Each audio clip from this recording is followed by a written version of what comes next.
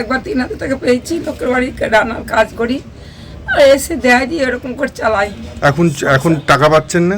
না, কবার পেয়েছে? একবার কি টাকা এটা? ও অন্নপূর্ণা ভান্ডার একবার পেয়েছি, ওটা সুবিধা হচ্ছিল। তা এখন আর পাচ্ছেন না? না, ওটা আর পাচ্ছি না। পেলে সুবিধা হয়? সুবিধা হয় না, খেতে পাচ্ছি না, চাল আনতে পারছি না, আলু শুদ্ধ ভাত কোনো রকমে খাচ্ছি। একবার পেয়েছি। কি পেয়েছেন? অন্নপূর্ণা ভান্ডার। কত টাকা? 3,000 টাকা। তারপরে দিয়ে তো বন্ধ আর পাচ্ছি, অসুবিধা হচ্ছে? তাহলে তো অসুবিধা হচ্ছে না, অসুবিধা খুবই হচ্ছে। তারপর অনলাইনে ফর্ম করার পরে আমরা স্ট্যাটাস চেক করলাম, সেটা প্রথমেই তো 2 মাস তো সাবমিটই দেখালো, তারপরে শেষের দিকে দেখালো যে হলো আন্ডার প্রসেসিং।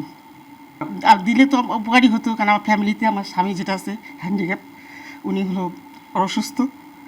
বলছি যে অন্নপূর্ণা ভান্ডারে কি আপনি অ্যাপ্লাই করেছিলেন? হ্যাঁ, অ্যাপ্লাই করেছি। কিভাবে আপনি অন্নপূর্ণা ভান্ডারের অ্যাপ্লাই করেছিলেন? আমি অনলাইনে অ্যাপ্লাই করেছি অন্নপূর্ণা ভান্ডারে। পেয়েছেন? না, পয়সা পাইনি। পেলে তো ভালোই হতো, 3,000 টাকা দিলে সংসারটা চলতো। পাইনি কেন ওইটাই তো জানিনি তো যে কেন পাইনি।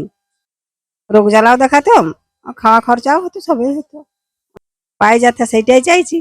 দিদি, আপনি অন্নপূর্ণা যোজনা ফর্ম ফিল আপ করেছেন? হ্যাঁ, করেছি, অনেক জায়গা করেছি, অনেক দৌড়াদৌড়ি করেছি, কোথাও কিছু হয় নাই।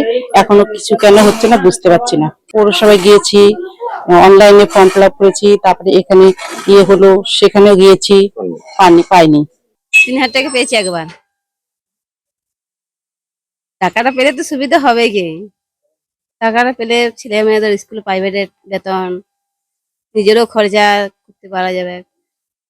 টাকা তো পেলে ভালোই সুবিধা হবে। হ্যাঁ, একবার পেয়েছি। 2বার ঢুকেছে, প্রথমবার একবার, দ্বিতীয়বার একবার।